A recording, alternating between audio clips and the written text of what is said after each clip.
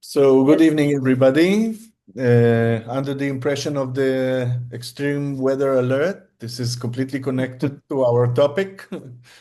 Um, so, we are online this time, and it doesn't mean that next time, hopefully, we'll be able to come together to meet together at Casa Adret again.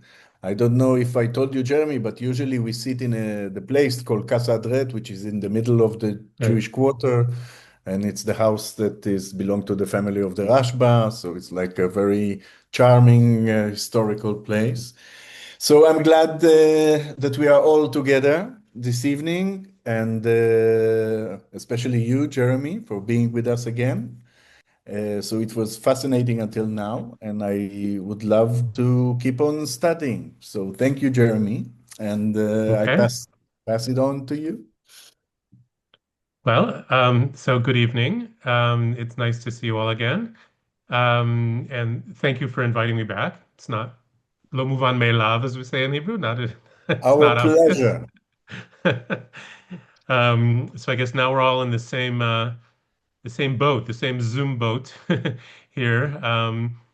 And a Paula and Dominique, if you're able to turn on your cameras, that would be great. But if there are things that are going on in the background there that you prefer darkness, then that's okay too. No, things were Um, going on in my mouth. I was having a bite and I thought it was disrespectful.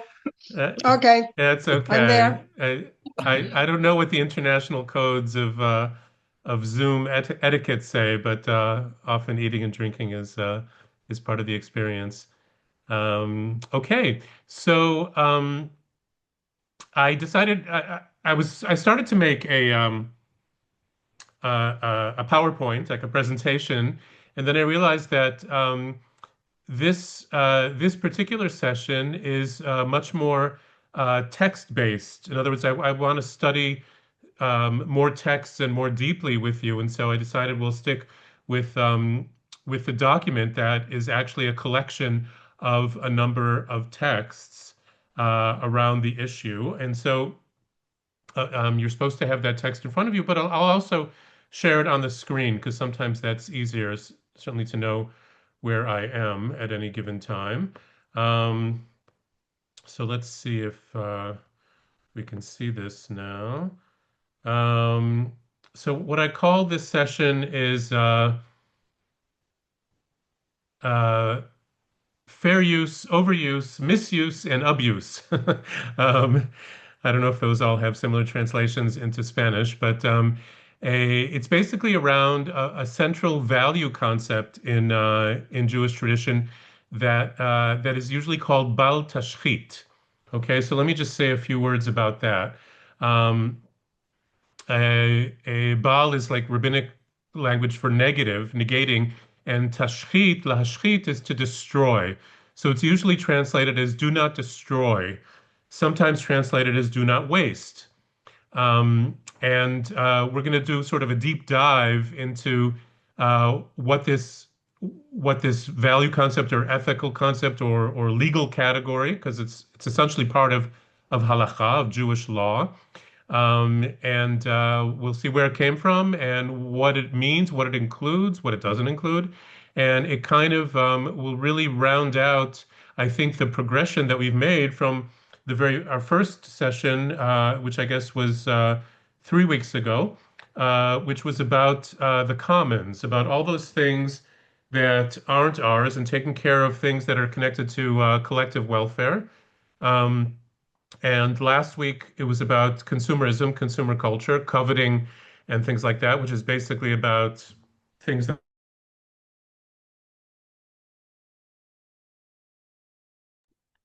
We can't hear you. You're muted, maybe, Jeremy? No, I don't think so. Okay, You can't hear me at Now, yeah. all? Now we now, can hear you. now Just we repeat can. the last Okay. sentence. I think there was a glitch. Oh, okay. Yeah, it could be a glitch or The sometimes when I wind, move the the. wind. No, the wind. We have a lot of wind here. Okay. We'll blame everything bad on the wind tonight. Okay. Yeah. Um, so Mm.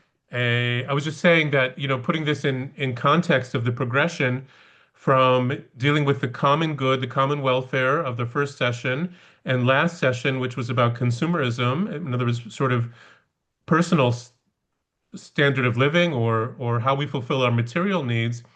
And this third session sort of connects the two because it's about how we take things from nature, as it were. We'll see the central example is actually about trees. Um, but it actually has been expanded to include a lot of things.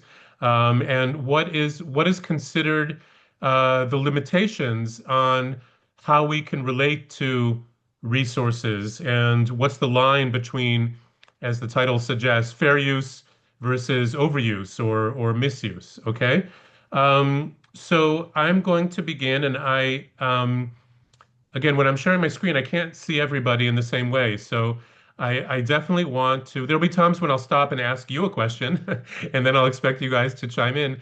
But I very much want to encourage you to interrupt and break in if you have a question or if you have a comment, or especially if I use some term or refer to something that isn't immediately understood or clear. I won't be doing a lot of explaining about the nature of all these sources. And I know that not everybody has a background in Bible and rabbinic sources. This is actually a very little bit of Bible and a lot of rabbinic sources, which is both Talmud and Midrash. So if it's necessary, I'll say more about where everything comes in. But this is, as I divided it into sections, and this section has two texts. And it's really just an introduction to kind of the general idea of our relationship with the world, or our impact on the natural world.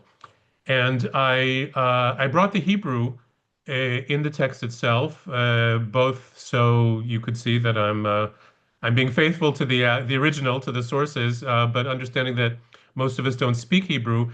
I won't, unless you'd like me to, I won't read the Hebrew text at length. We'll go straight to the translation.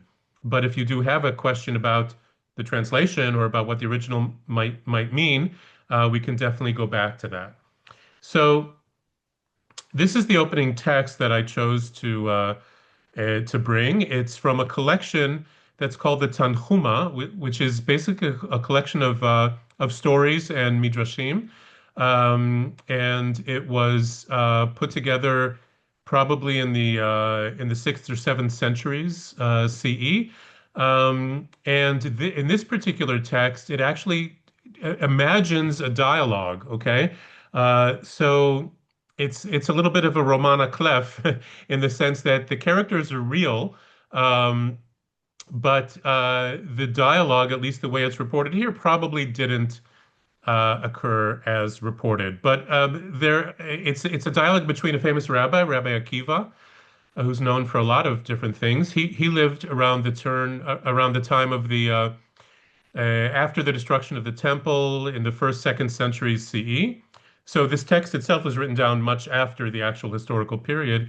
And it again reports, as it were, or imagines this dialogue with a Roman ruler, who in the Midrash is called Turnus Rufus, although the Roman ruler it's referring to was called Tinius Rufus, who was indeed a Roman prelate or curate in Roman governed Palestine, in that right after the destruction of the temple, etc. So he was there, and what they imagine here actually is kind of a dialogue, not just between two people, but essentially between two cultures, interestingly enough. And there are many examples of dialogues between Jews or rabbis of the time and non-Jews, usually Romans at the time. And usually it's kind of to clarify points of faith or points of Jewish belief and Jewish practice, as opposed to Roman critiques. Okay, so that's just all I'll say. Well, I'll just read the dialogue here. Everyone see that on the screen or have it in front of them? It is told that the wicked, of course, because he's Roman, but whatever, the Roman curate Turnus Rufus once asked Rabbi Akiva, which deeds are finer? Okay, in Hebrew that's na'eh, which can be more pleasant or perhaps more impressive, more useful. We'll stick with finer. those of the Holy Blessed One, in other words, God, or of flesh and blood humans. Okay, so here the pagan, as it were, right, non-monotheist Roman is asking Rabbi Akiva, whose deeds are better? Is it God's divine deeds or human ones? So what does he expect Rabbi Akiva to say? Of course, he expects Rabbi Akiva to say, well, God, God, of course, created the world. God is great. Who are we to compare to God? But Rabbi Akiva surprisingly replies, the deeds of human beings are finer. Okay, so Turnus Rufus is prepared for that. And he says, behold the heavens and the earth, right? All of, existence, the universe. Can humankind create the likes of those? Right? How can you compare? How can you say that human beings' deeds are finer? So Akiva responds, well, don't talk to me about things above and beyond us over which we have no control. Speak rather in terms of a human scale. Okay? And then he asks, well, why are you circumcised? Okay? So now we see that maybe he was just setting up a polemic, right? As we know, Greco-Roman culture, they didn't believe in, they had a very deep belief in the perfection of the body. That's where a lot of the art came from, the beauty of the human form. And there was indeed a well-known critique of both in Greek, Hellenistic culture, and Roman culture that the Jewish practice of circumcision was marring, right? It was causing a defect in the perfect human body, which of course was created, not by us, by God, as it were. So he says, well, why are you circumcised? And so Akiva replies, aha, I knew that this is really what you wanted to know, and thus my previous response, that in fact human deeds are finer than God's. Okay? So he was saying, well, I expected you were going to say this, and so I had to prepare my answer that we can actually take God's divine raw material, as it were, like our own bodies, and we can perfect it, right? The Jewish approach to circumcision is not that we are taking something off of a perfect creation, but we are removing something that then that was unnecessary or then creates an improved product, as it were, an improved body. So how does Rabbi Akiva explain himself or prove this to the Roman? It says, Rabbi Akiva then brought Turnus Rufus some stalks of wheat and some cakes. Okay, so he took the stalks of wheat, right, what grows naturally, the grain, and he said, these, the stalks, are God's handiwork. This is what God made. And these, the cakes, are humans. Are not the cakes finer than the plain stalks? Okay, one could certainly argue this. I understand contemporary appraisals of nature versus artificial or man-made stuff is slightly different. But certainly in those terms, this can't do very much with the stalks, except for ground them into flour and make cake. So he's trying to say that here we can improve on these raw materials. We can take them and with our ingenuity, with our spiritual ratio or whatever you want to call it, we can make a finer thing. So then Turnus Rufus said to him, and he said, if God had intended man to be circumcised, why doesn't the newborn emerge that way from its mother's womb? And so he's trying to say, well, if you think that that's actually better, so why didn't God make it that way? And Rabbi Akiva replied, well, it's not the only thing. A baby is also born with an umbilical cord that must be cut as well, right? There are things we have to do. We have to intervene in the world in order to live. There are things that are necessary. We don't have any expectation that God made the world perfect and we just sit back and don't do anything. Human intervention in the world is expected.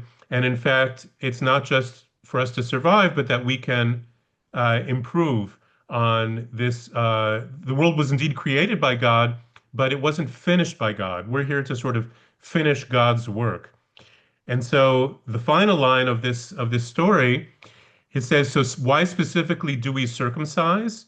This seems to be like an aside to the Jewish reader, right? If the Jewish reader wasn't necessarily convinced by the way Rabbi Akiva tried to convince the Roman, so the sort of bottom line explanation is that God gave Israel the mitzvot, the commandments, for the purpose of purifying the people through them. In other words, commandments such as circumcision and, as we'll see, perhaps next week when we read the story of Genesis and talk about the implications of that. That we were put on this earth le'ovda u'leshomra, to work it and to watch it, to serve or to cultivate and to preserve it. So those are things that not only give us cakes from the stalks, but they purify us through the work and through following God's vision of what the world could be. Okay, that's my introductory story, talking sort of about the not only the permission but the injunction to intervene and to take things from the earth and use them and make them into things that serve us. Okay, he was only using the wheat and the cakes as the example to explain circumcision, but we can take that as its own story. I'll pause there for a second. Any comments, questions? Yes, I do have. Yeah. For example, but in the last line, he said for the purpose of purifying the people through them. This is the word purified in English is the same translated in Hebrew. What is the meaning? Yeah, well, purify, like from pure. In Hebrew, modern Hebrew would say litaher, but actually, it's interesting you asked that because the word in Hebrew is litzrof. And litzrof is what a jeweler, a tzoref, does to um, the metals that they use, like gold or silver or things like that, where you have to actually Olive? usually heat them up, put them through fire to take away the impurities. So it's a form of purifying. And it's interesting that you comment on that. It's not just sort of spiritual purifying, but it's actually putting through a physical process to get rid of the impurities. Do you think this is we can relate this somehow to alchemy? Oh, interesting. Because of the use of that sort of metallurgical word, Mhm. I'm pretty sure that isn't really there in the original story. Um, but it's certainly a legitimate question, and alchemy was very much a part of ancient culture, certainly ancient Jewish culture. It played a role in Kabbalah and Jewish mysticism. Um, a it sounds a little far to me, but to be honest, it might be there. I mean, I would have to go and look at sort of other uses of this word litzrof in context and to see if they were trying to say that just as you would take a base element like lead and trying to transform it into gold, are you taking the baser elements of the human spirit and trying to turn them into something you know, more noble. It could Mhm. be. It's not impossible. Mhm. Okay, gracias. Thank you. Yeah. Okay. So just one more, a much shorter story for my introduction here, because that sounds like a very positive, optimistic. Yes, we should all just go out and harvest and perhaps also, I mean, if he had brought a tree and a piece of furniture, I don't know if we would say the same things because we often say, I mean, there's a lot of beauty just in the tree and while we also enjoy fine possessions made of wood, I'm not sure it would have been quite so obvious that we should just go out and chop things down to make them into furniture. We'll get to trees in a second, but just to show that there's another side or another dimension of the consciousness here, a very, very famous midrash. Um, and this is specifically a midrash. Let me just say a little bit word about that.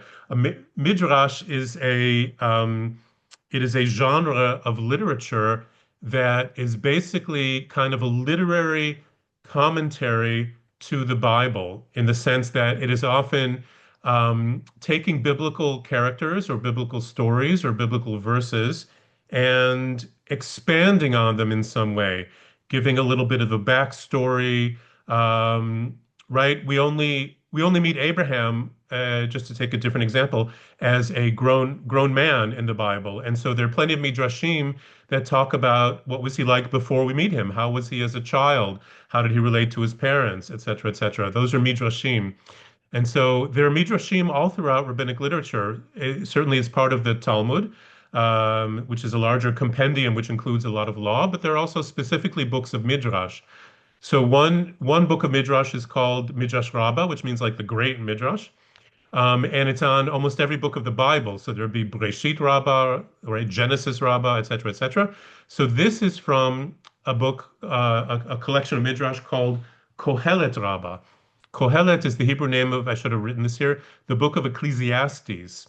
Okay, one of the five Megillot, the five scrolls, the book of Ecclesiastes, traditionally attributed to King Solomon, probably not written by King Solomon, but anyway, and Kohelet Rabbah has midrashim, or again, these sort of stories or imagined narratives based on the verses of Kohelet, okay, Ecclesiastes. So the opening verse here from chapter 7 of Kohelet is, Behold God's creation, for who could fix it, who could repair it if it was marred, if it was damaged?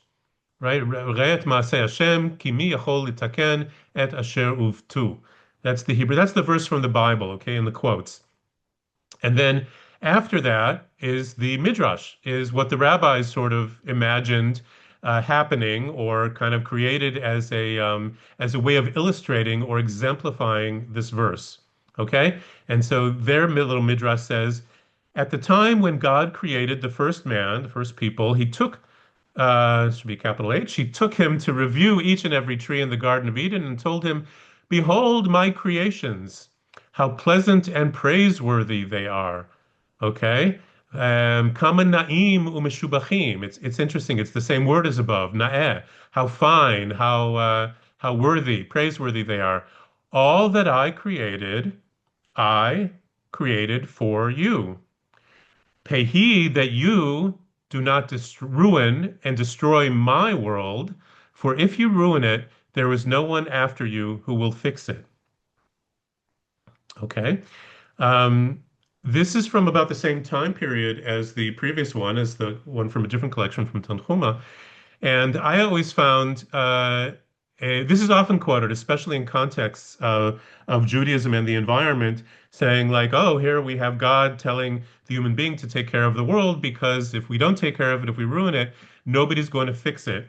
Meaning that nobody is coming after us to fix it, and that we have personal responsibility now. But it also seems to imply that even though God created it, and he says here that it's his world, God's world, he's not going to clean up after us, right? He's not going to go back, and if we ruin it, he's not going to go back and recreate it.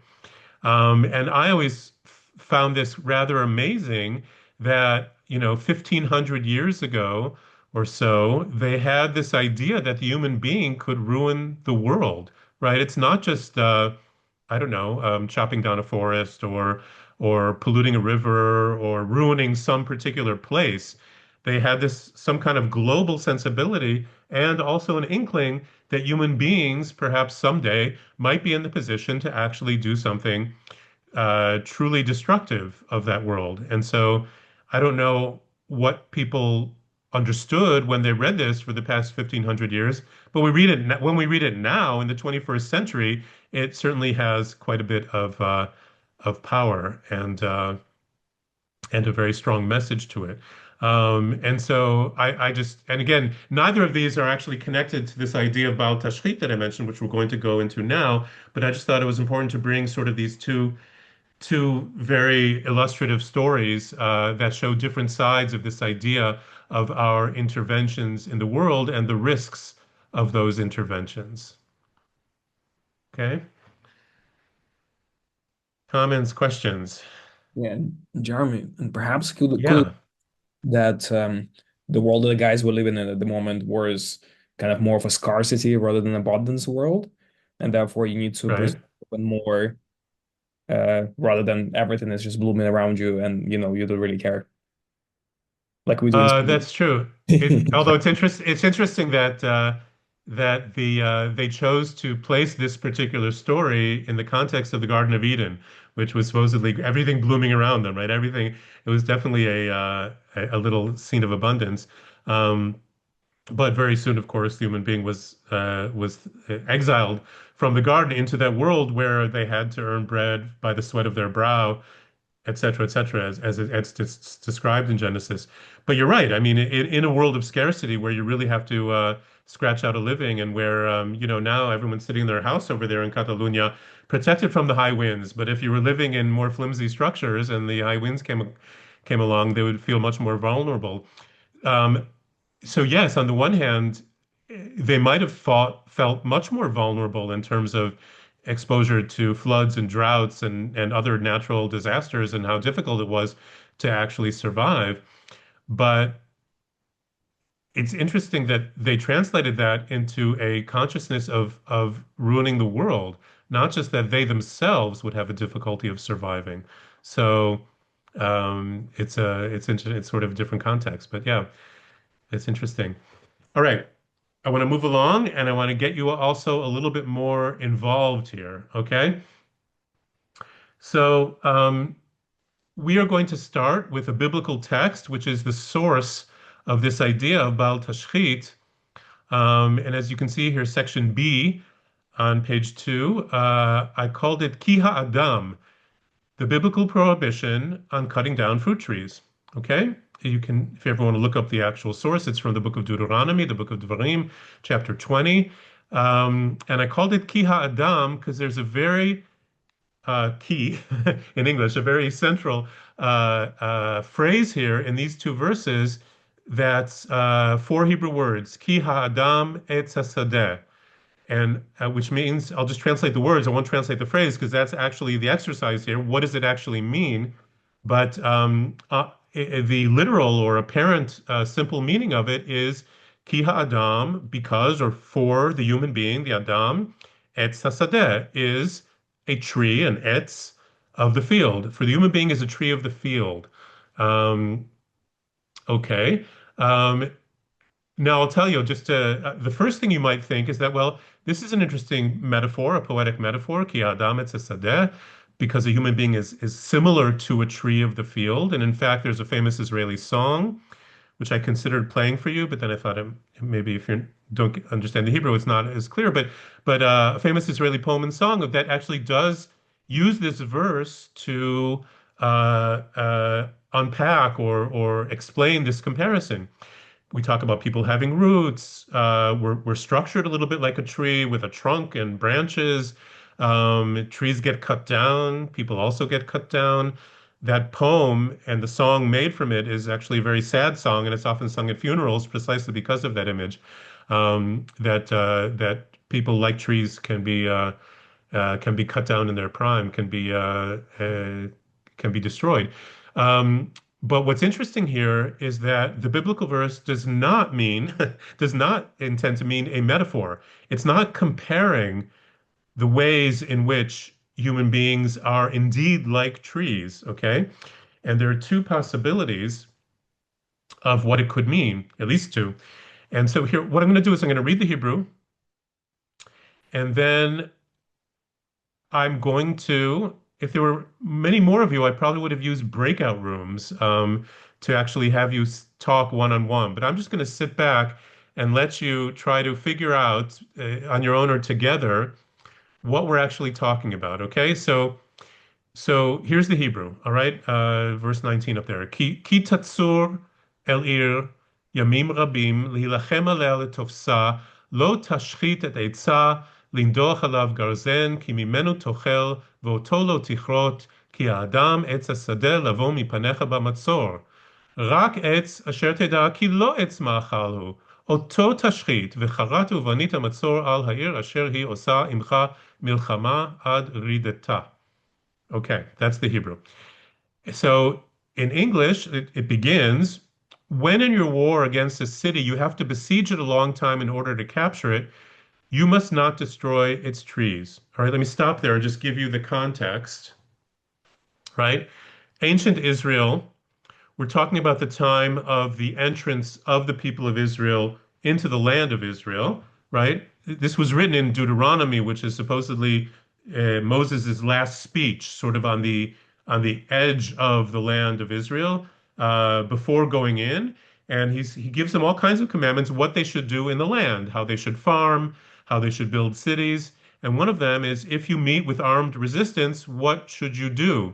So there's plenty of other texts about how you should treat the people, and you should offer them peace and all kinds of other things. But in this particular verse, it doesn't talk about how you should treat the people, but how you should treat the nature, or specifically the trees. And so again, we have this army coming in. We have the people living in. They're visioning here a walled city, and so the example is the siege of a walled city. And if you have to besiege it for a long time in order to capture it, right, you might need all kinds of materials. You want to build, I don't know, catapults and battering rams and what they call here siege works. Okay? You would need to build these things. You would need them in order to wage the war. And so very specifically it says, don't destroy its trees in order to do that.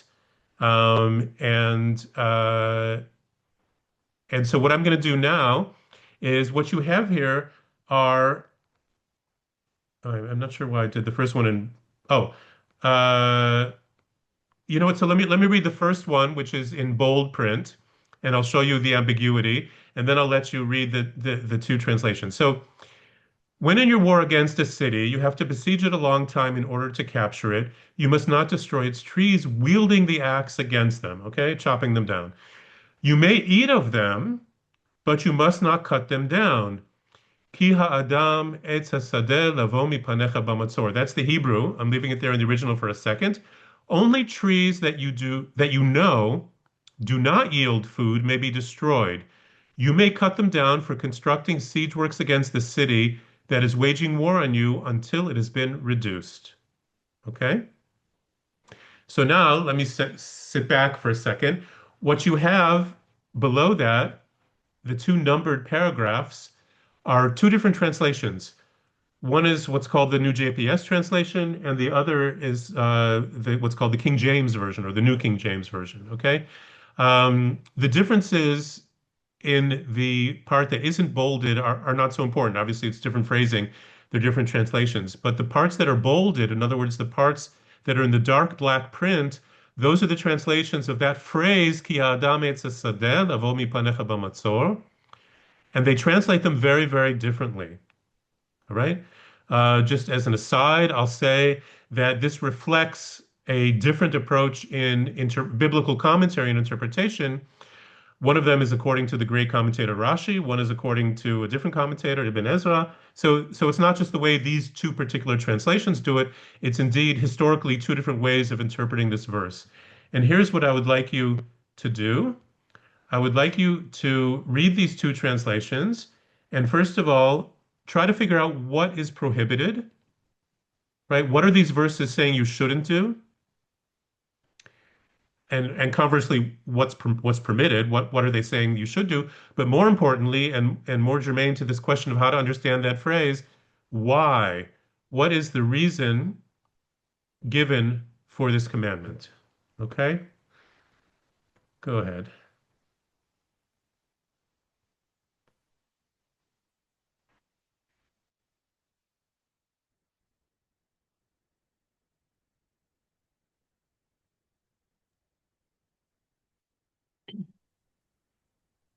Feel free to just start talking. I won't interrupt until it gets seems to pretty obvious to me. Maybe I'm very simplistic, but the trees give you food.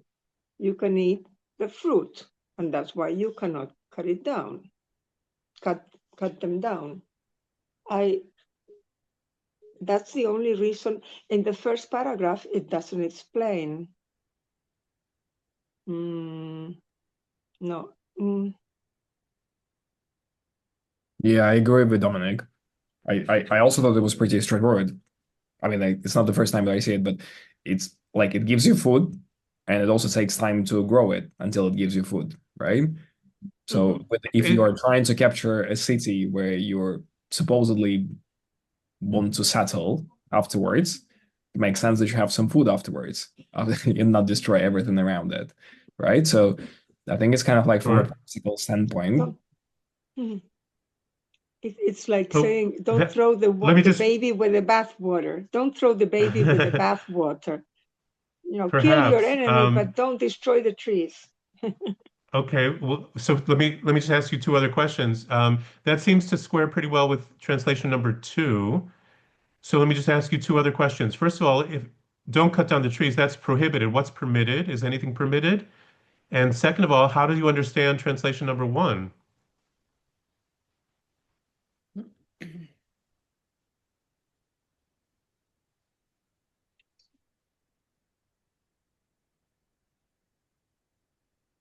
Yeah, I actually didn't understand the translation number 1.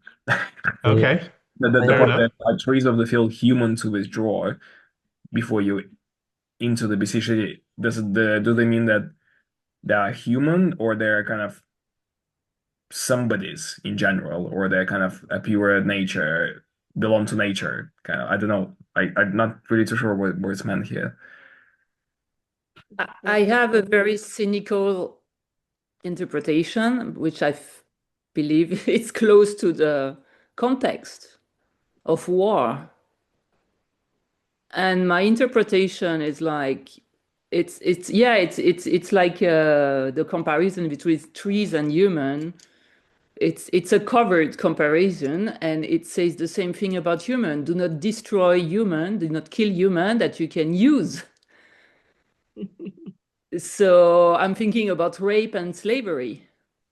Ah, Sorry, but that's the reality of war. And my interpretation is very cynical, but for me, it's like it's covering some advice, but talking about trees. But the Instead of being very direct, talking about what you should do about humans. well, the thing is that there are other texts that are very direct about what can and cannot be done to humans, so they don't need to be veiled or hinted And at what do here. they say about those topics I'm just mentioned? Well, for instance, it is first of all, you should offer any besieged city terms of peace, so that they can live in peace afterwards. If you do conquer an enemy and you take their possessions, the booty of war, and also women, you're not allowed to rape them, but you are allowed to marry them after a particular period of time, where it's supposed to be like a cooling off period. So nothing like that happens in the fog of war or in the passions of war. So those kinds of things aren't really acceptable, as you suggested. But here we're really just talking about trees. But the question is, what is this connection between the human being, the Adam, and the Eitz Sadeh? So first of all, we skipped some. Let's go back to. So you said it's what's prohibited is cutting down these trees that you eat from because you need food afterwards. So, but what is permitted? There's not only a prohibition, there's a permission here. There's an instruction. But the phrase "Ki Adam et," that phrase Hmm. is included Yeah, in the first and second translation. yeah. Uh, Each are trees of the field human to withdraw. That's the translation? Yeah, that's the That's the translation. that's the translation of that phrase in the first translation. Yes. Okay.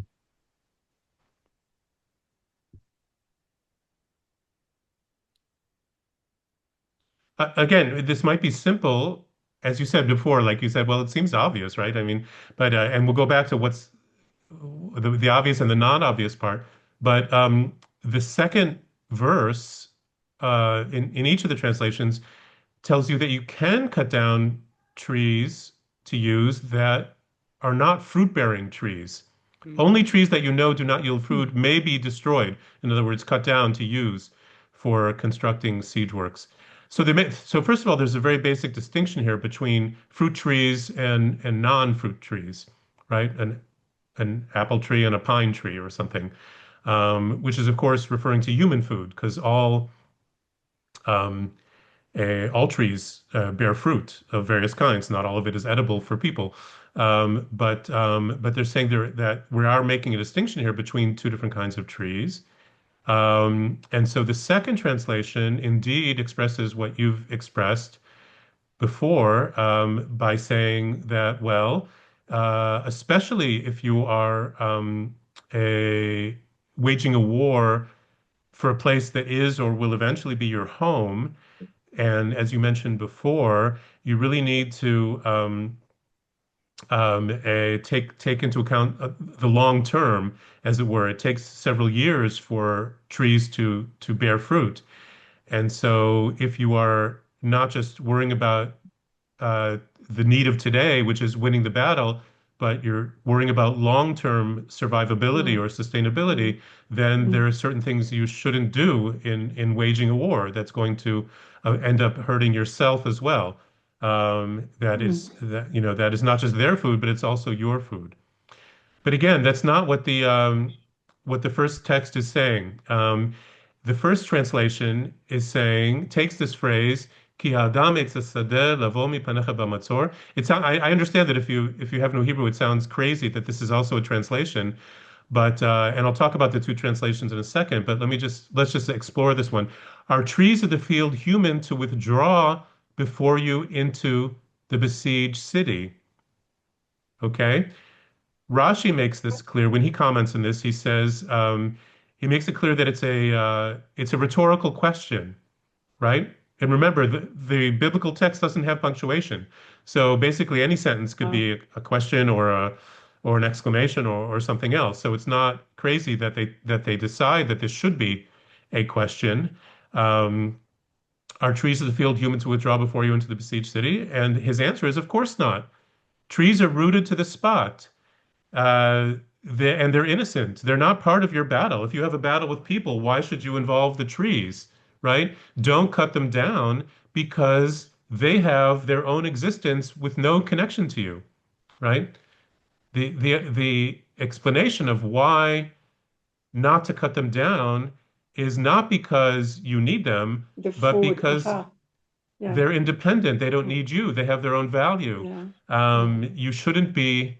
And if this sounds a little crazy, think for a second about warfare, both in ancient times and modern times, right? The idea of scorched earth policy, right? Of burning everything behind you. I think that was Napoleon on his retreat, or salting the earth as Romans would do to make it impossible to grow things, right? Or much more recently, the American use of napalm and Agent Orange in Vietnam, right? All kinds of horrible, poisonous, destructive things, or even the Iraqis in the war with Kuwait, setting fire to oil wells, which causes immense ecological devastation. Nature has always been a pawn on the human chessboard, as it were, has always been an instrument of war, and destroying your enemy's environment has been part of how one wages war. So this particular injunction is actually quite I'm not if it's universally innovative, but it's not the norm in the ancient world. That's not even the norm today. This idea that you shouldn't involve trees in your human conflicts, and again, the two translations give two very different reasons. The first one is actually the opposite of the metaphor. It's not saying that people are like trees, we have roots and trunks and everything else. It's that trees are not at all like people. And so, as we said, so don't kill them, don't attack them. That's what we might call today in environmental thought a biocentric reason or an ecocentric reason. It's a reason for action, a reason for human limitation based on putting nature and nature's needs at the center of the discussion. The second one, though, is also the wording of it also permits this. In other words, if one was simply wrong or not a good translation, it wouldn't have survived for 2,000 years. And so it is also possible to read the verse that the human being's life somehow depends on the life of the tree. In other words, the fruit. The fruit of the tree is something that we need, again, as we said before, not just during the battle, but if you're going to live there afterwards, then you are throwing out the baby with the bathwater, or cutting off the limb of the tree that you're sitting on, etc. And so that's is what might be called a more anthropocentric reason, a reason for action that's connected to human needs, especially long-term human needs. All right? Give me a second to Actually, digest that. Yeah, please. sorry. Oh. Go ahead. Go ahead. Me? The first one, now that I understand it better, refers to the fact that the trees are also created by God. It's another species, just like us, human beings. It is strange that it justifies in a way that you may enter into war with other people and kill them, but okay, that's human affairs or human issues. But don't get involved with other species because, as you said before, they have their own sense reason to be there, they have their own identity or whatever, and they're also created by the same force, energy that created us. So there should be some respect for that. Again, Absolutely. I don't understand why shouldn't you respect human beings and you can enter into war, but maybe that's in another class. No, you should definitely respect human beings. And in this case, the example is, I mean, yeah, there are obviously a lot of political questions about Yeah, exactly. war and conquest and things like that. But if the assumption is that if you offer terms of peace to somebody and they choose to fight, so it's a war that you didn't. But you're right, it's a hot political topic, so we don't have to go there. I just want to point out one thing, which is that, believe it or not, the first translation is actually closer to the grammar, okay, of the original Hebrew. And in fact, if you look at modern scholarly translations, they usually choose some version of that translation. The second translation, however, even though it kind of um, adds in a few extra words and concepts that don't actually live there, aren't actually part of the verse, it actually makes a little bit more sense. So let me ask you to think again about what's prohibited and what's permitted, and what's the potential problem with the first translation. I do have a, Jeremy, I don't know, it's a little bit of a different point of view, right? Go ahead. But Go ahead. in the book of creation, right? If I remember correctly, the God created the plants and the trees and the species, right? Well, there are also different interpretations, right? But as far as I remember, there was also something mentioning directly that the trees will be for the humans, the trees with the fruits, something along these lines, right?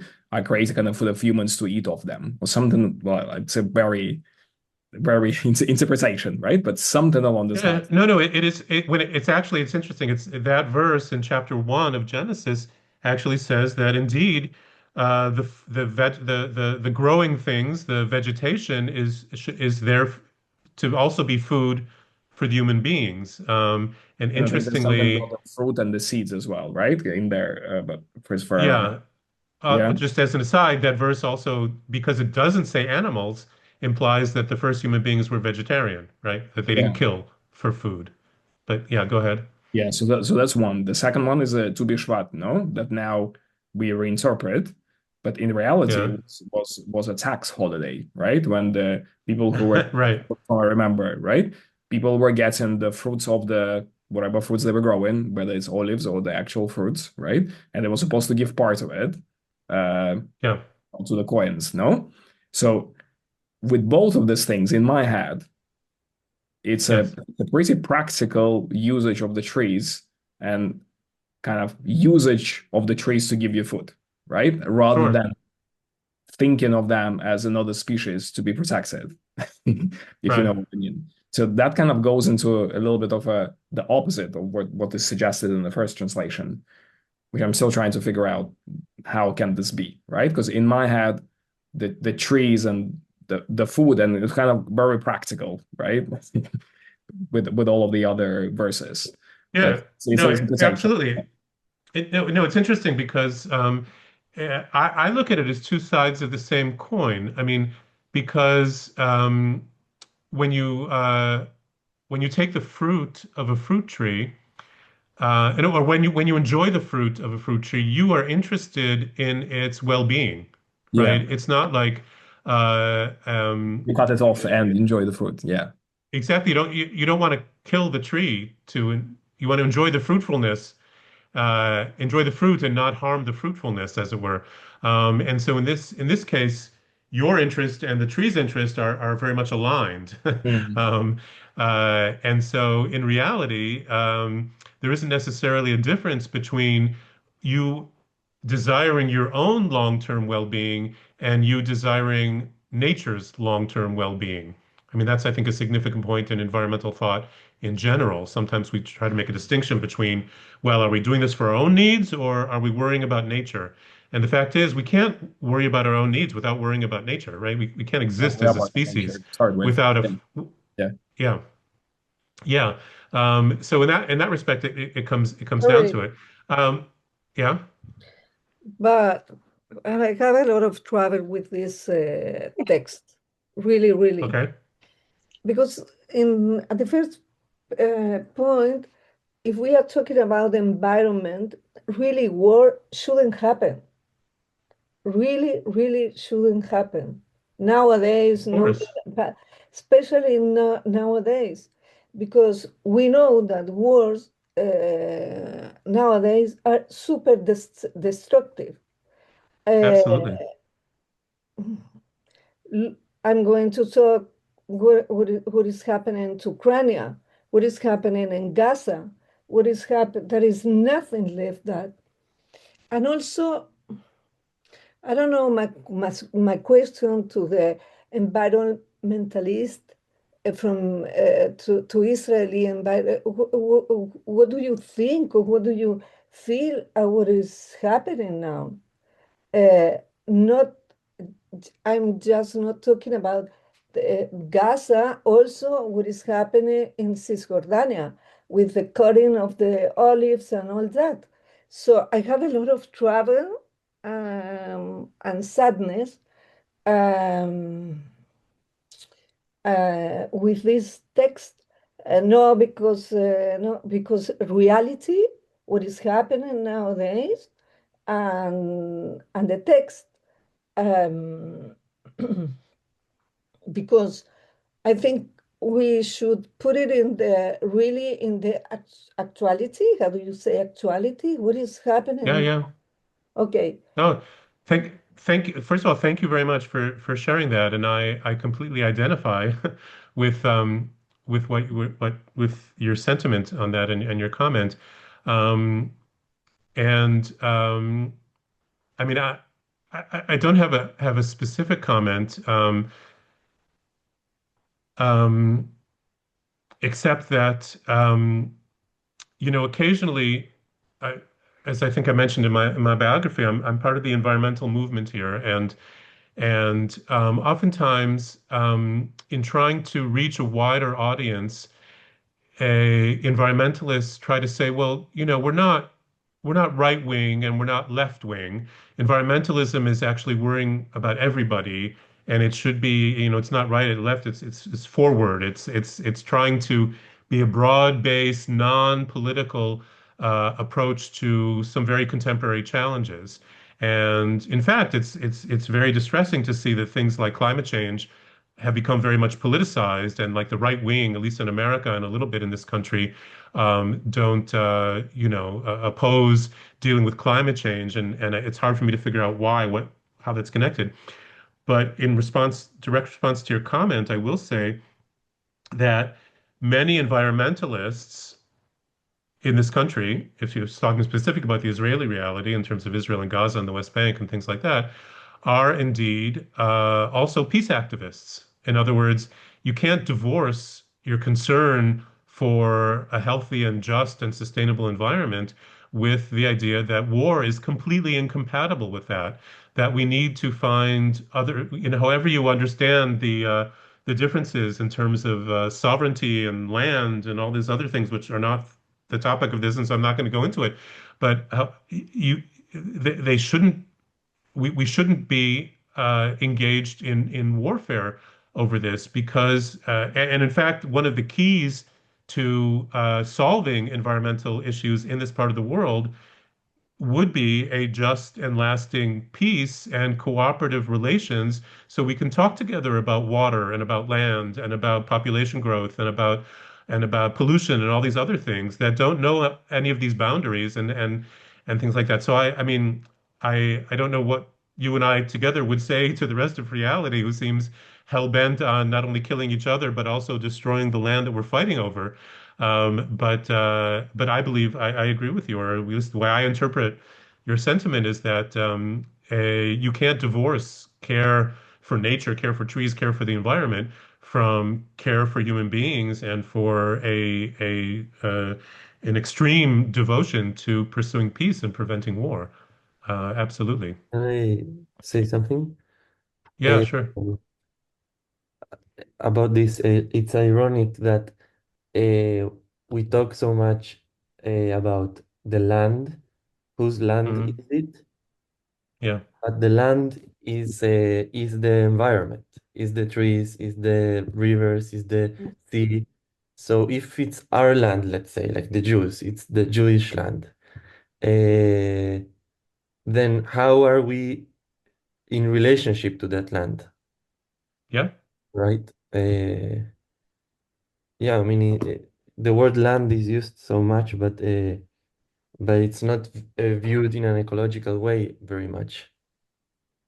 Absolutely. I think that's a very, very correct and even profound statement. I mean, just think the word land sounds very simple or very straightforward, but it means so many different things to different people.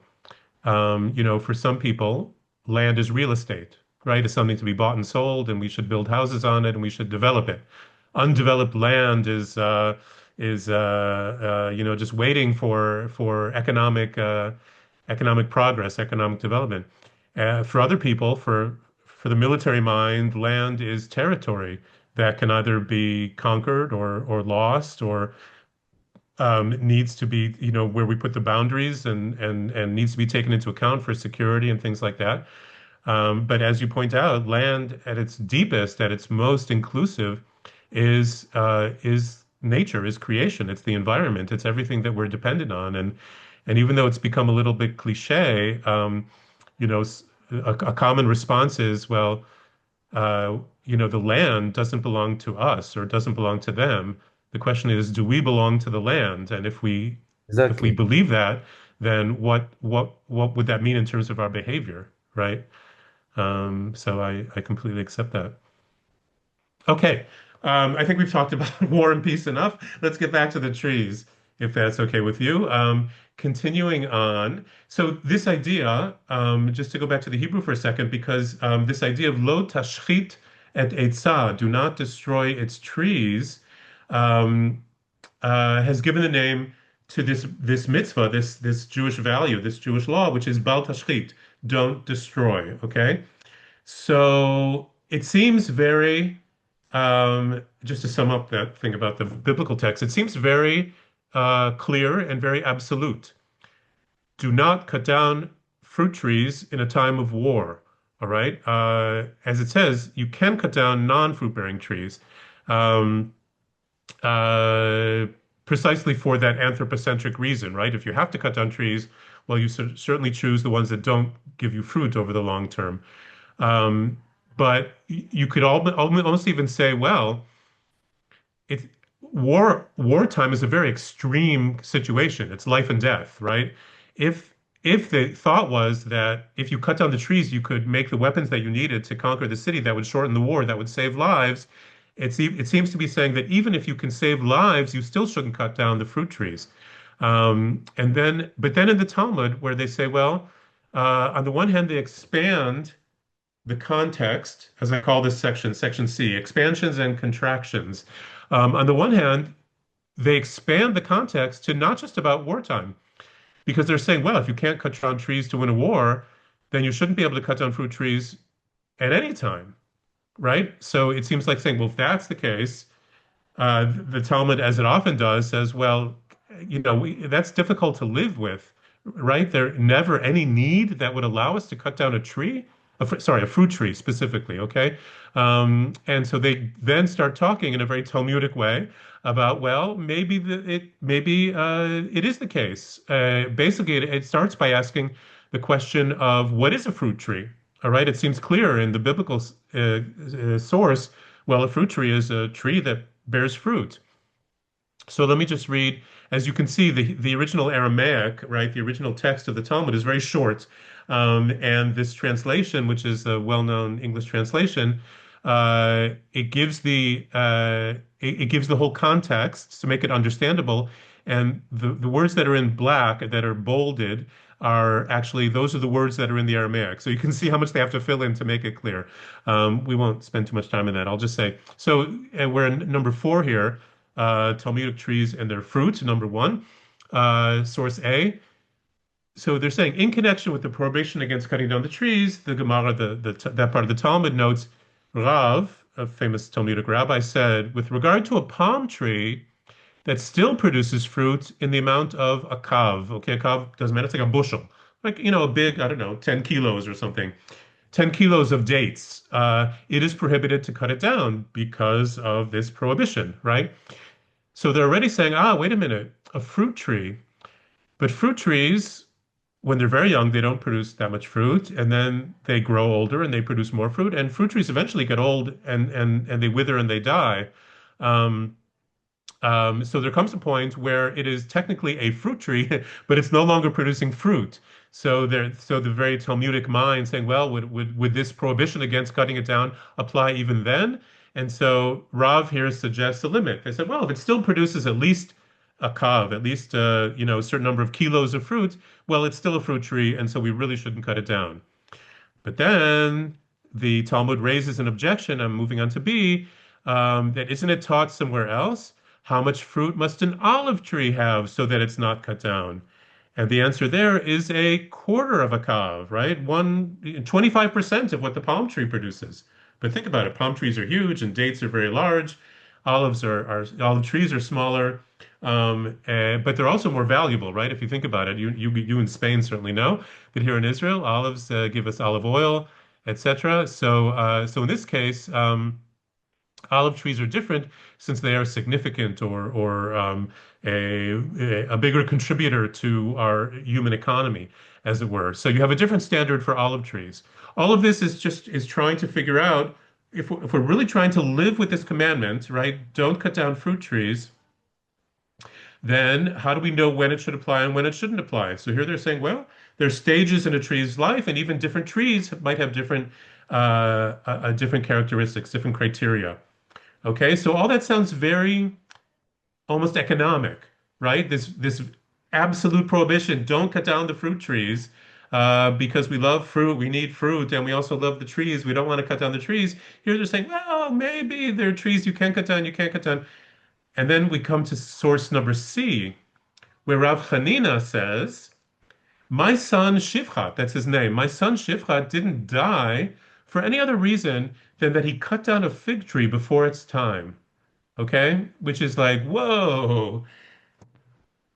Here is a bereaved father, a man whose son died, not too old. I mean, the father is still alive to talk about his son dying. And he attributes the death of his son to the fact that he cut down a fig tree while it was still producing fruit. All right. So let me just finish my sentence and you can comment, Dominique. I just wanted to say that it's kind of, again, sort of like the first two stories that I brought. Here we have on the one hand, one almost extreme of Talmudic thinking. Well, we should figure out if the tree can be cut down or not cut down. What kind of tree is it? How much it's producing? And here, Rav Chanina is saying this is not just an economic question. These are very deep existential questions, and we really have to be careful about cutting down fruit trees. And again, he attributes the death of his son to the fact that he didn't do his calculations right. He didn't treat the tree with the requisite respect. Yeah, Dominique. Jeremy, I don't know if this is another story or if it's the same story told in different ways. Last week I learned about C, the version C. I learned in Mishnah class, similar story that there are workmen that claim to the son of a rabbi that they're hungry. They want to eat, so the son starts beating a fig tree to make the figs fall off the tree, but the figs were not ripe. So eventually what happened is that made God mad. It upset God. Okay. Because it's also a matter of time. It wasn't time for the figs to be ready to be eaten. And the son who had beaten the tree died young before his own time. You understand what I don't know if I'm explaining it right, but it's a place. No, you're explaining very correct. Yeah, very well. Yeah. It's interesting. I'm not familiar with that Mishnah, and it's interesting. I would have to go and check that. If you remember the source, you can send it to me. Yeah, I will send it to see if it could be the same. It could be the same story. Although here it says he cut down the tree, and there it sounds a little bit different. But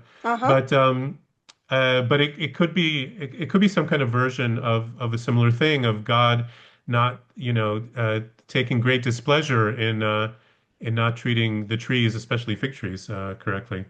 Dominic, sorry, it's about the prohibition of harvesting the trees in before 3 or 4 years after they have been planted. It has something to do with that, because there is also a prohibition. Right. It sounds like they were just not ripe that season, not that it was forbidden to take the fruit before the 3rd or 4th year. Yes. It sounds different. Okay, we'll have to check up on that. Interesting. This text, this is one continuous text. I broke it up just so we could read the translation. But it's interesting that on the one hand we started out by saying, okay, well, there's the calculations of the fruit, and then there's Hanina who said, well, you have to be very careful here because it's a matter of life and death. But then that section closes. No, it doesn't close. There's another section. But the next sentence is that there's another rabbi, Ravina, who says, well, actually, if the lumber, right, the wood from cutting down the tree is greater in monetary value than the fruit, it's permitted to chop it down. And this wouldn't violate the prohibition against destroying the tree. So it goes all the way to the other extreme by saying, oh, well, you might have a cherry tree, and cherries are nice, and you want to eat the cherries, but listen, cherry wood is actually a beautiful wood to make furniture with. And so maybe it makes more sense to cut down the cherry tree to make pretty furniture than just to be satisfied with the fruit. So again, the mentality is, I mean, it brings in these calculations, which on the one hand, I find disappointing because I thought the biblical prohibition was very clear that saying, take care of nature, don't cut down those fruit trees. We need them and they have their own value, et cetera, et cetera. And suddenly the very legalistic mind kinds of brings in the actual very real world considerations of what does it mean to live in nature. When we live in nature, as one American Christian thinker says, we eat the body and drink the blood of creation every day when we live. We can't live without taking from nature. And so the Talmud here is much more realistic than the Bible in the sense that it's really a document of people living with the laws and trying to figure out how to apply them, and do they need to be modified and maybe and sometimes limited. And so in this case, Ravina is saying, well, trees are raw material as well, and if we're going to live with wood, but again, before they had widespread use of glass and plastic, and even metals were somewhat limited. So wood was probably the central a raw material for building houses, for building furniture, for many of the things that you needed. And so here he gives you a sort of a rule of how to try to adjudicate when yes to cut down and when still not to cut down. And the last one, and I see I just want to progress to get to some more things here. The last one actually goes back to a problem that I alluded to, right? If we say that we shouldn't cut down the trees because they have their own existence and they can't run away from you and you shouldn't involve them in your conflict. So the question is then, well, then why should we cut down the non-fruit bearing trees, right? Non-fruit bearing trees have the same should have the same rights and intrinsic value as the fruit-bearing trees. And so here it closes by saying that the verse is phrased that way so that when you have to cut down trees, you should give precedence to the non-fruit-bearing tree, right? Maybe ideally, maybe in some ideal world, we wouldn't cut down any trees ever, right? We would let them grow. We would let nature flourish, and we would try to find other ways to live our lives. But in the real world, we have to cut down trees. And so one way of distinguishing between them is that, if it's between a pine tree and an olive tree, so cut down the pine tree instead of the olive tree. It's like in Okay, so yeah, the go ahead. Garden of Eden that you said that they were vegetarian. That's like an ideal world Right, in right. which they could be completely vegetarian. I don't know, maybe we can too, but yeah, it's like a more idealistic. Exactly. More idealistic. Um, and just to kind of emphasize that point in number 5 here.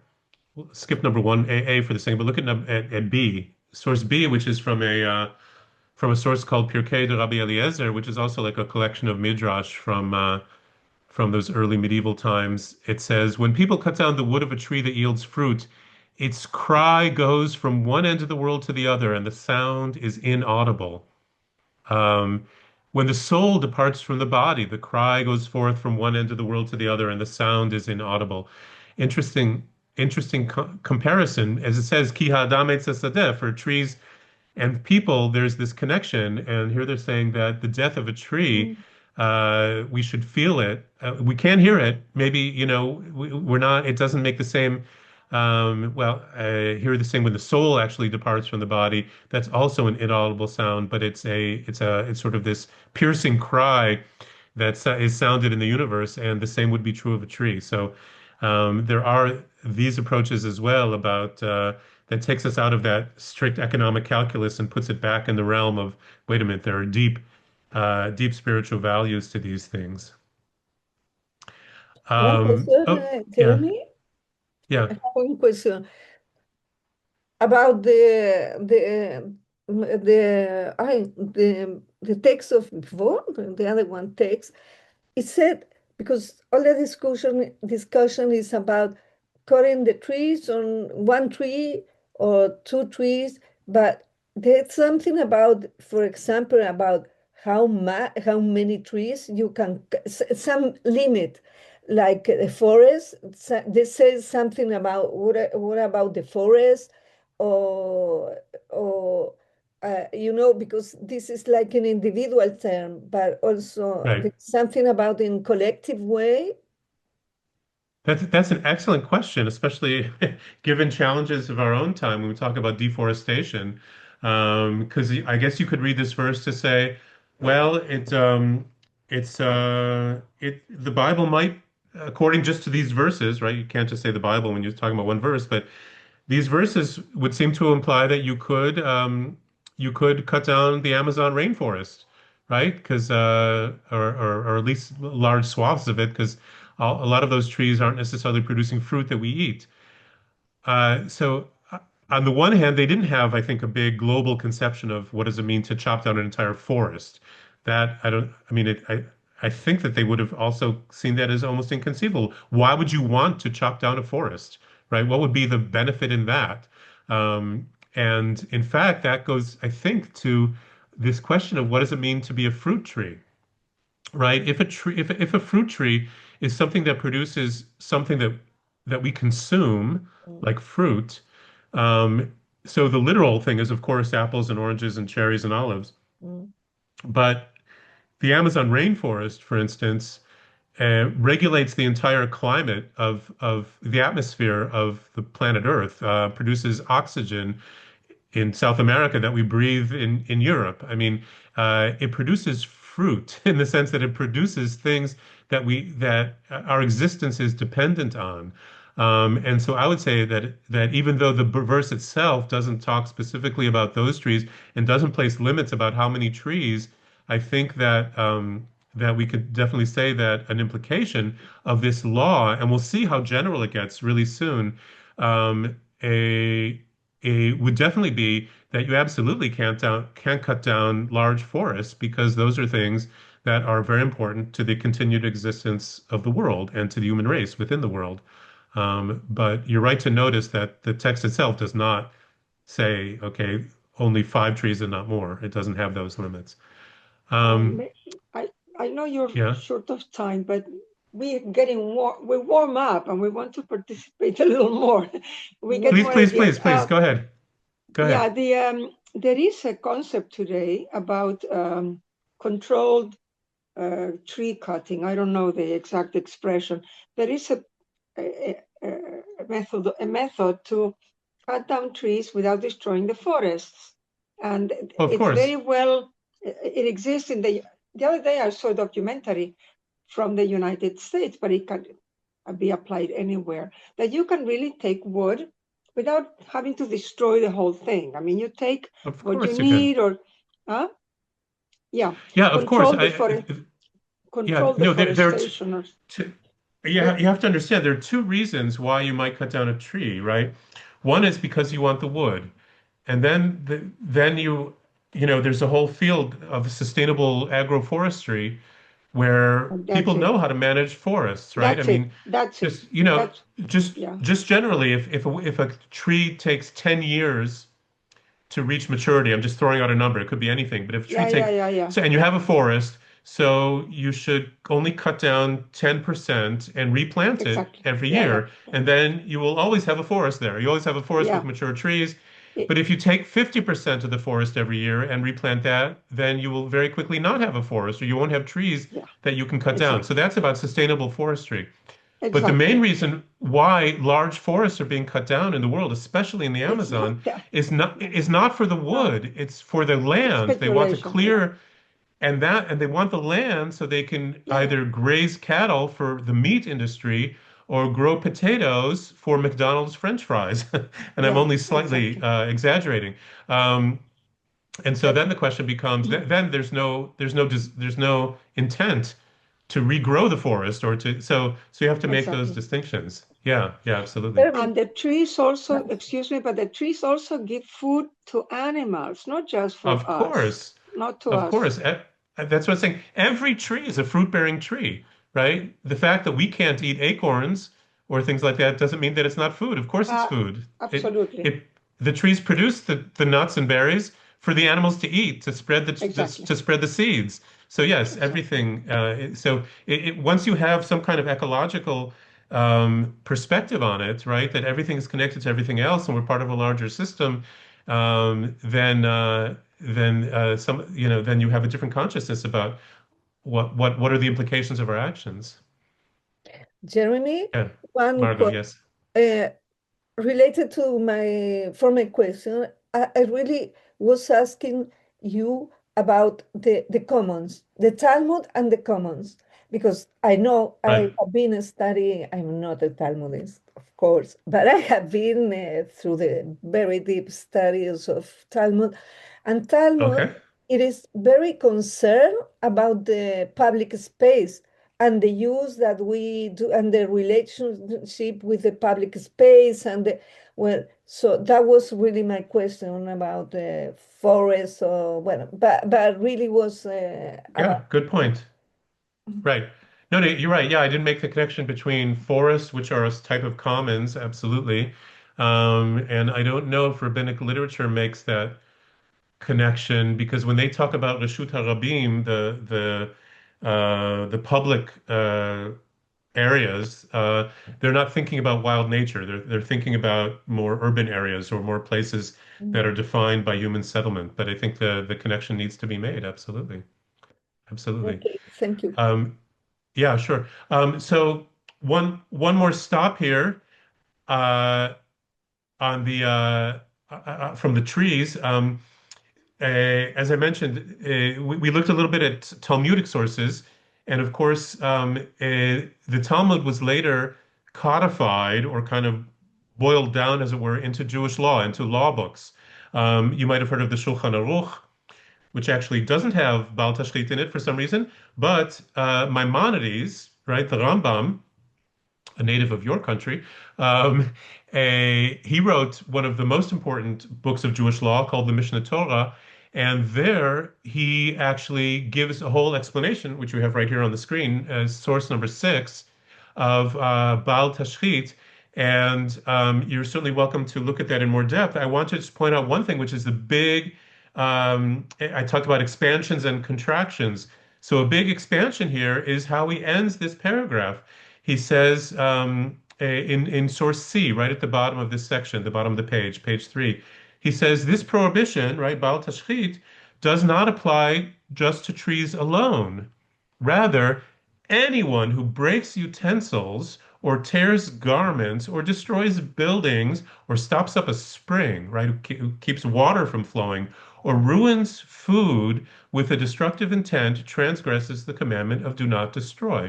Okay? So interestingly, he makes this huge expansion that says that this idea of not destroying, it's not just about nature, it's not just about trees, it's not even just about nature. It's actually, we shouldn't behave in the world in a way that is destructive. All these, even things that we ourselves created, those have value. And if they have value, you shouldn't destroy that value. This might sound like, well, wait a minute, where does he get all this from?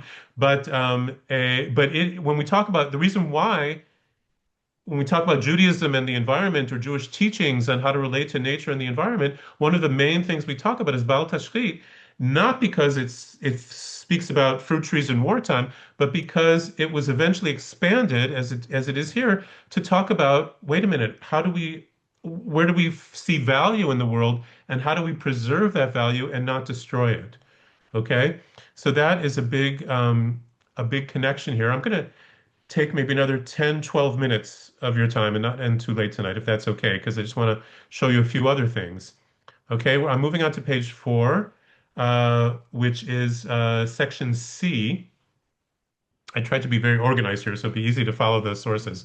So here's, for instance, so the Rambam, Maimonides, based himself on other Talmudic texts. Okay, so now we're going back for a second to the Talmud with two really interesting texts about how they applied this idea of Bal Tashchit.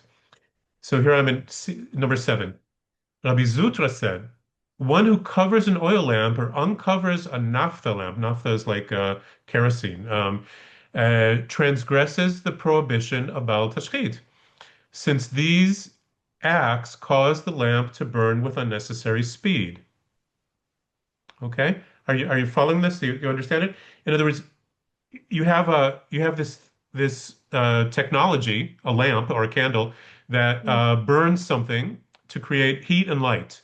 Okay, and it says if you do something to make it burn faster, then you're actually violating this general prohibition of not destroying something of value. Okay. Now, I bring this one in particular because I think it's a fascinating, when we talk about how are we going to apply these values in our time? And first of all, there's a whole tradition of what's called responsa, right? When Jews would ask rabbis questions, sometimes it would be in writing and the rabbis would answer in writing.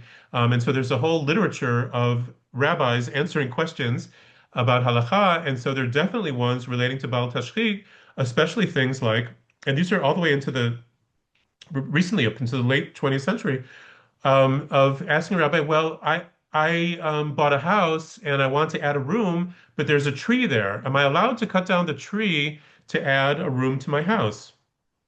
Because that's an explicit violation of Bal Tashchit. And then you get into these distinctions that we had before. Well, is it a fruit-bearing tree or not a fruit-bearing tree? Is it an old tree? Is it a young tree? But interestingly, many of the responsa, because of the sensitivity to not chopping down trees, they'll say, well, okay, if obviously if you have a large family and you need to expand your house, that's important. But if it's at all possible try to replant the tree, right? Uproot it and move it to a place where it can grow so that you don't have to cut it down. So that's interesting. But looking at this thing about energy use, right? When we talk about all the energy that we use in our lives, whether it's how we heat our homes or how we get from place to place in cars or other conveyances, etc. When we think about how much we waste or how much we could save, and to say that it's actually a very central Jewish value not to waste energy sources, not to unnecessarily use them, then that becomes, I think, a critique or a consideration to take into account when we're talking about how we're, how we're shaping our energy economy. So that is one comment. And at the risk of getting into something a little bit more complicated, here's, I think, one of a really interesting text, number 8. Okay. Rav Chisda said, whoever can eat barley bread but eats wheat bread violates the precept of Bal Tashchit. And Rav Papa said, whoever can drink beer but drinks wine violates the precept of do not destroy, of Bal Tashchit. Okay? Maybe I'll give you a chance to think about why would they say this? What do you think they're basing their rulings on? Austerity. Okay, so possibility is austerity. Barley bread, I think in this case, is seen as Poor simple, bread, more basic, more yeah. coarse.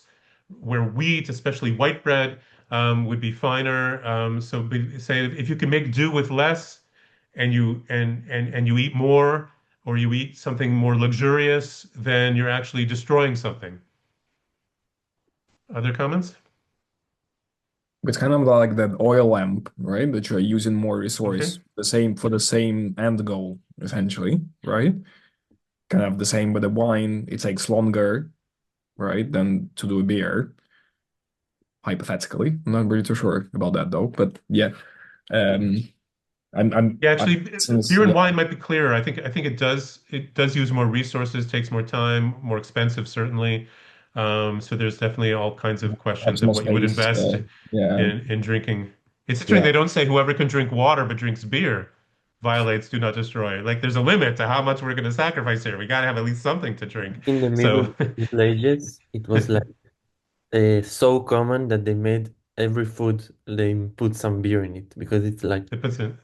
yeah, because in the Yeah, Middle Ages, yeah, I know it was much more common beverage even than just straight water. But Yeah, well, because yeah, it was interesting. harder. It was harder to clean the water than to make a beer. It's probably. Yes, exactly. Water would potentially more once you brewed the beer and boiled it and everything else, it was cleaner. Interestingly, those are opinions of the two rabbis, and they seem to say if you can make do with less, they say and it's not. In other words, they don't just say don't eat wheat bread, don't drink wine. It says whoever can survive well. Apparently, it's not saying if you suffer, then do this. Whoever can live at a lower standard of living, that's a good thing. That's a good thing to sort of, I mean, because it says whoever can, right? Mishef Sharlo, it seems like voluntary simplicity, right? That if you can live a simple lifestyle, then that is preferable. And because everything else would be wasteful because you don't need to, right? Again, going back to that question of needs and wants and how do we decide what we need, what we want, etc. But the thing is, that is not the only opinion here, right? The third line, others claim, Yesh Omrim, these opinions are not correct. They don't agree with Chisda and Papa about that because Bal Tashchit, this idea of not wasting or not destroying or not harming, is actually a value that we can apply to our own body. Bal Tashchit de Gufa. Not destroying or not harming your own body takes precedence. How do you explain that?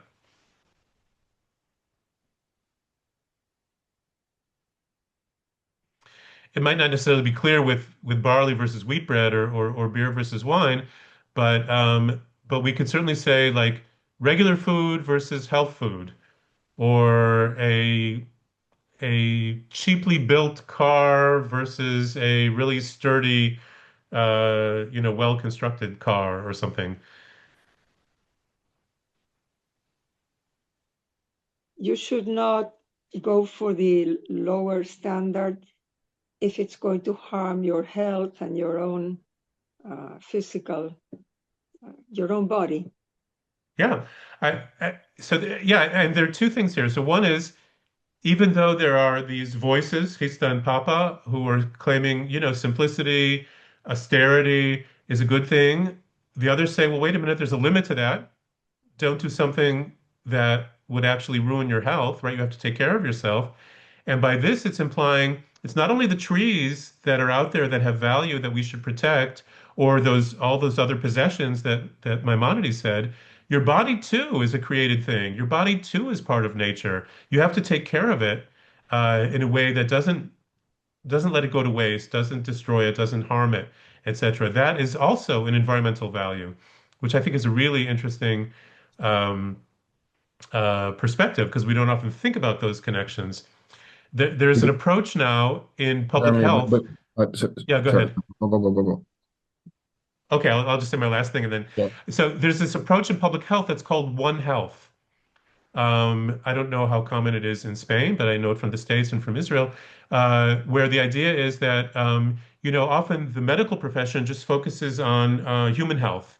And, animals are taken care of by veterinarians, and the environment is bichlal, it's not even a medical field, it's taken care of by environmentalists. But the idea of One Health is that uh, the health of people and animals and the environment are all connected. We saw that from the coronavirus, of course, which might have started from the wet markets and what are called zoonotic diseases that pass from animals into people. And certainly, health impairing pollution in public places is not just a medical issue; it's a big environmental issue. So this idea of connecting the health of the individual with the health or the well-being of the environment is becoming more accepted as a general principle. That's all I wanted to say. That makes Yeah. me.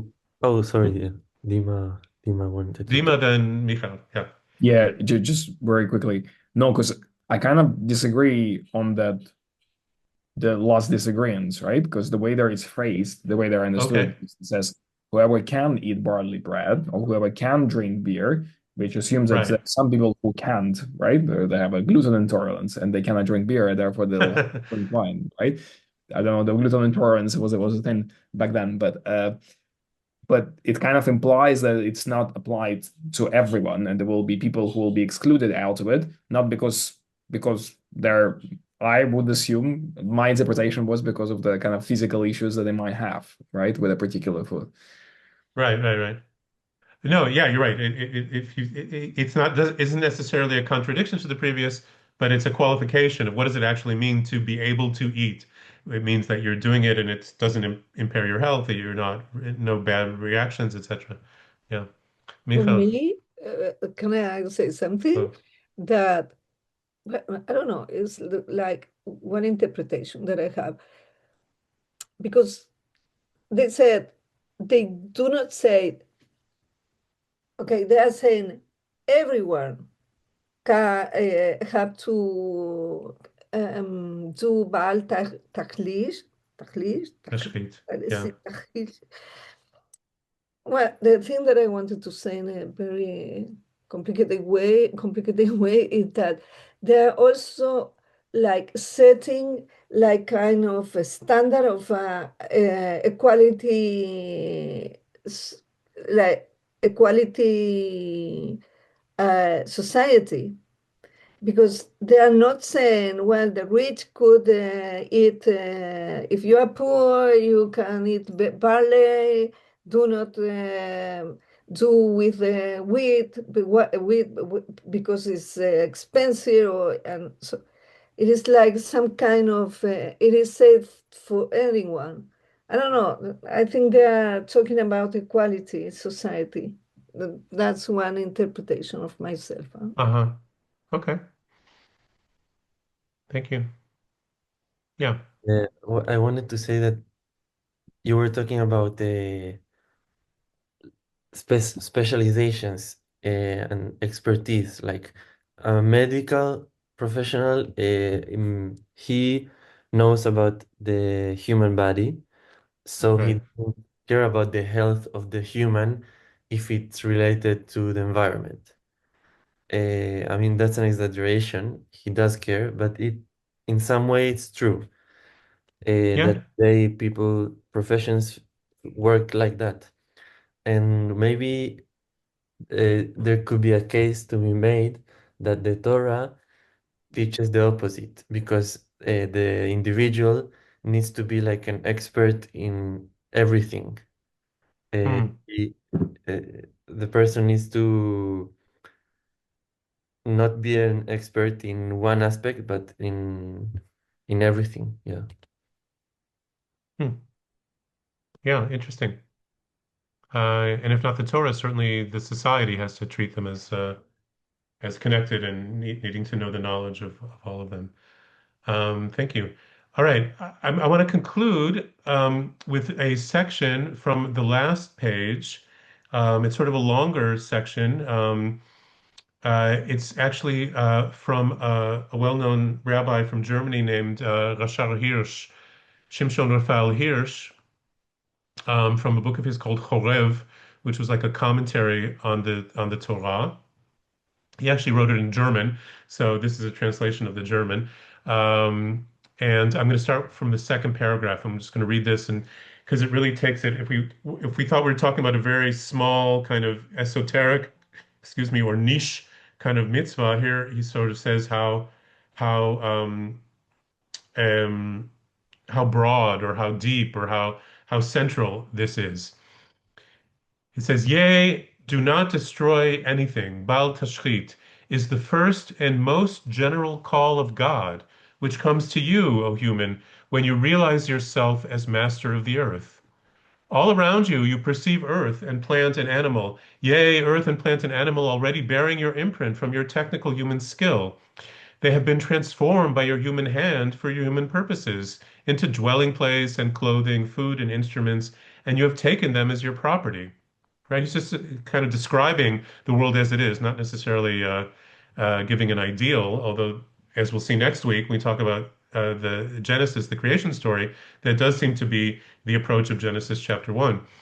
Thus do you stand in the midst of your earthly kingdom, and they are all servants of your might. If you should now raise your hand to play a childish game, to indulge in senseless rage, wishing to destroy that which you should only use, wishing to exterminate that which you should only exploit, if you should regard the beings beneath you as being objects without rights, not perceiving God who created them, and therefore desire that they feel the might of your presumptuous mood, instead of using them only as the means of wise human activity, then God's call proclaims to you, do not destroy anything.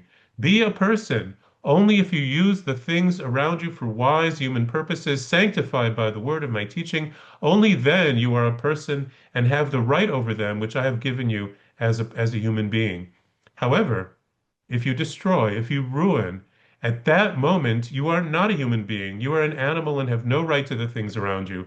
I lent them to you for wise use only. Never forget that I lent them to you.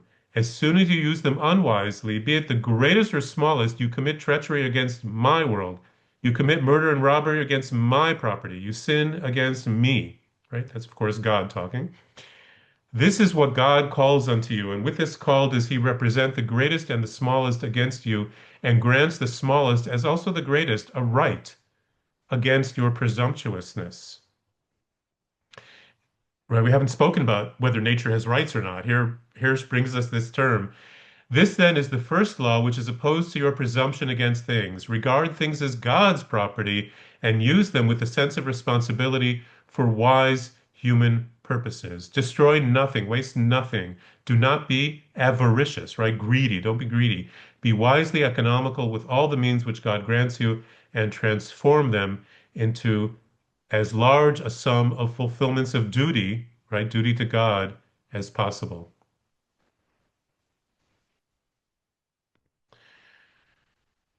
Okay, I think that I couldn't phrase it much better than Rabbi Hirsch himself about the significance of this one central mitzvah. We started in the very esoteric realm of just fruit trees during war, and we got to like one of the, as he puts it, the central call to what it means to be a human being on Earth or on God's Earth. So unless there are other comments or questions, I think I'll leave you with that and look forward to seeing you next week where we sort of wrap this all up in one big package. Thank you.